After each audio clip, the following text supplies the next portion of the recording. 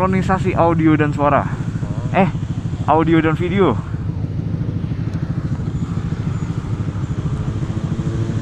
Sekarang nice. Hah? Black Rebel kan sih? I don't know. Mantap betul suaranya. Alright. Jadi sekarang Kita bisa nggak? di sono. Di situ bisa. Gua nggak lihat ada motor. Karena sepi aja kali. Kalau motor itu yang pojokan sono. Kali. Udah lama juga nggak kesini.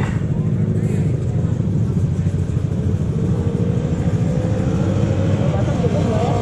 Oke. Batang cukup. 2 batang mah isi aja kali. Iya aja. Isi aja. Sial aja. Oke. Sial aja. Bebas. Shell tapi di sono lagi kalau mau yang di Alsut. Ada. Ada batang nih.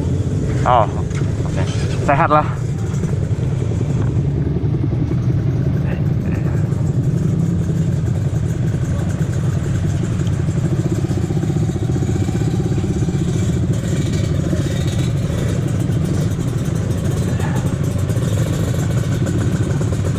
Duh, mana dia? Oh, itu.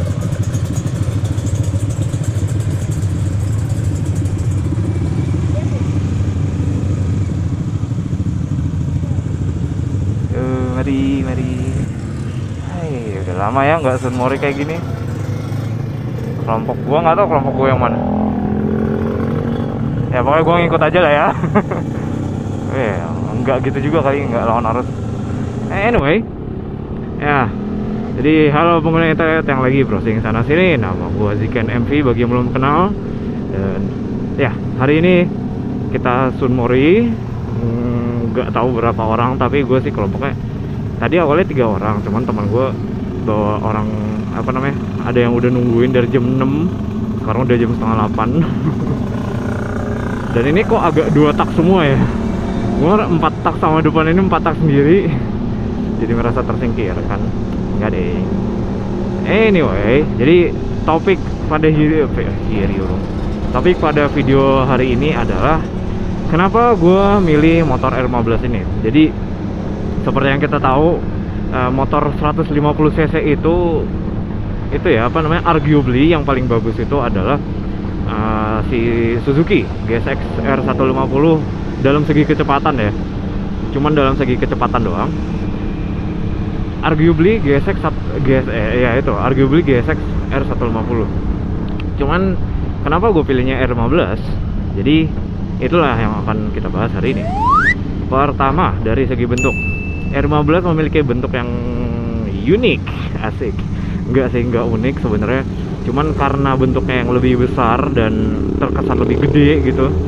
150cc kan biasanya mungil-mungil ya. Wih. Gue juga bisa, cuman not today. Ya, jadi bentuknya R15 itu lebih gede daripada si CBR dan si GSX yang di depan itu.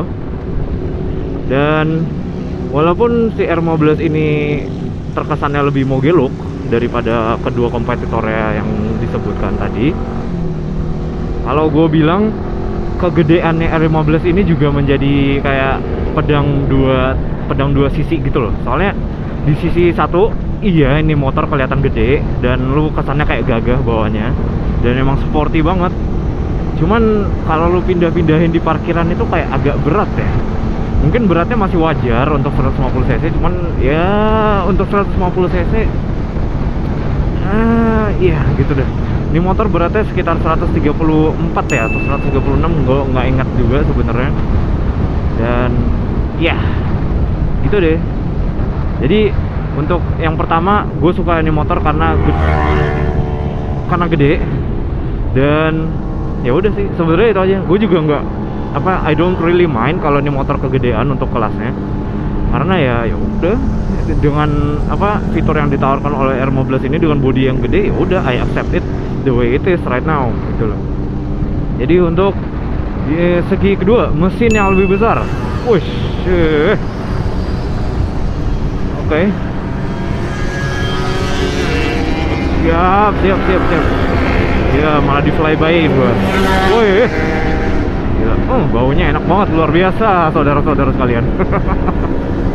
Anyway, poin kedua adalah mesin. Walaupun mesinnya si R15 ini cuman menang 5 cc, ini kan 155 ya. Cuman dari apa namanya si Yamaha-nya sendiri menerapkan fitur VVA yang akan nyala di sekitar 7000-an, 7500 ke atas, yang kayak gini nih.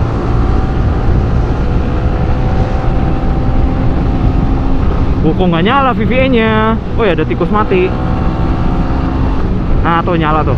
Ternyata di setnya di 8000 dong.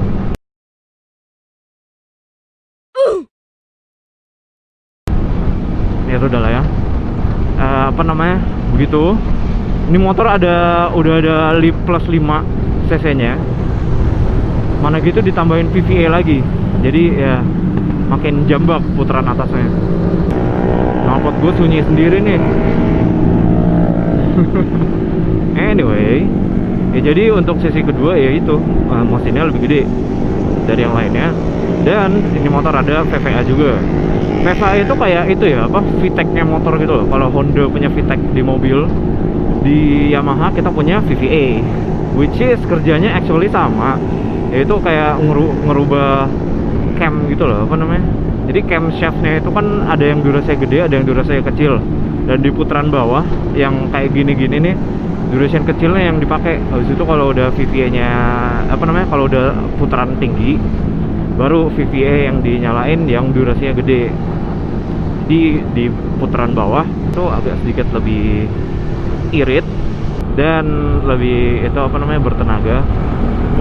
Putaran atasnya juga enggak begitu jelek gitulah istilahnya. Habis itu yang ketiga, ini berkorelasi dengan segi yang pertama, yaitu dengan bentuk. Yaitu ini motor tuh sporty banget. Yes, ini motor adalah yang paling, kalau gue bilang ya, arguably yang paling sporty di antara kompetitornya. Jadi yang gue maksud itu adalah seat height-nya dan posisi tangan lu di stangnya gitu loh. Jadi ini motor itu kalau yang belum pernah ngeliat R15 ya, gue nggak tahu kenapa lu belum pernah ngeliat R15 sebelumnya. Soalnya ini motor tuh sering banget kelihatan jalanan. Anyway, seat height-nya itu walaupun nggak tinggi-tinggi banget, cuman gue tinggi 170-an sekian lah, 171 lah ya. Gue nekuk, which is nekuknya nggak parah, masih bisa berdiri sedikit. Ini udah hijau belum sih? Oh, udah. Oke. Agak berisik ya. Ya sudahlah, nanti gue berisikin juga. Asik, tritek geng, ya enggak. Ya jadi apa namanya, tinggi gue sekitar 170-an sekian lah, 172, 173 lah max. Gue naik nih motor agak sedikit itu apa namanya, nekuk kakinya seperti yang bisa dilihat tadi. Tapi untuk orang-orang yang enggak sepostur gue, lu mungkin pada lihatnya bakal tinggi gitu. Ini motor tinggi. Habis itu yang gue mau point out itu adalah posisi stang sama itunya apa namanya, kalau dibilang rider's triangle atau apalah itu namanya, nggak tahu. Well, basically ini motor itu iya nggak terlalu itu banget, apa nggak terlalu tinggi, cuman ini bro, apa, stangnya itu ngedorong banget ke depan. Jadi karena ini motor underyoke itu di bawah segitiga, ini apa, stangnya di bawah segitiga. Tapi walaupun itu udah di bawah ini ya, apa namanya, ini agak dinaikin gitu, jadi nggak terlalu pegel-pegel banget. Where if kalau misalkan ini motor kagak dinaikin kayak begini, bakal pegel banget, no doubt ya, akan digaransi 100% ini motor bakal pegel banget. Anyway, ya jadi ini motor agak sedikit apa namanya, bikin pegel dengan rider triangle yang sangat maju begini. Tapi in the bright side, lu dapet motor yang kesannya sporty look banget gitu loh. Lu kalau dilihat orang bawa R15 itu masih rasanya beda dengan orang yang bawa CBR dengan GSX gitu. Kalau GSX itu kayak mungil gitu kan, ridernya yang lebih gede dari motornya. Nah kalau ini ya rider sama motor sama-sama gede gitu loh. Dalam kasus gue doang sih sebenarnya, cuman ya gitu lah ya, you get the point. Jadi mungkin itu aja untuk apa namanya, alasan kenapa gue milih ini motor dibanding kompetitor lainnya. Dan pada waktu itu juga kayaknya belum keluar ya guys. Udah keluar GSX, cuman Oh, gue inget banget kenapa gue beli apa namanya ini motor daripada si GSX. Padahal dulu gue udah mau tuh GSX, cuman ya gara-gara bokap gue apa namanya, pas kan bokap gue itu deh apa namanya nganterin gue ke dealernya juga. Gue inget banget nih, gue lagi jalan-jalan nih di Jalan Raya Serpong gitu kan, nyari-nyari dealer Suzuki. Tahu-tahu ada dealer Yamaha di depan muka. Terus itu bokap gue, cek Yamaha dulu yuk gitu. Terus itu ya gitu deh. Terus itu kita ada sedikit negosiasi dengan nih motor. Dan pada ujungnya, oh udah hijau. Pada ujungnya dapat loh.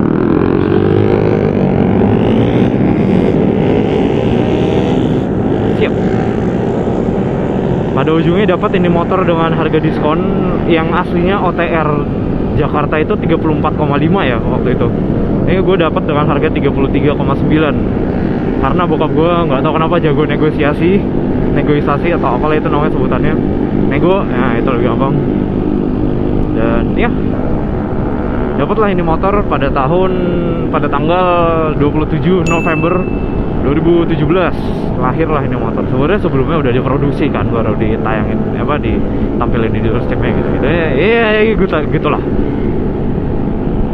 Oke, jadi berhubung nih kita memorinya masih lama, gue mau tambahin satu topik lagi, yaitu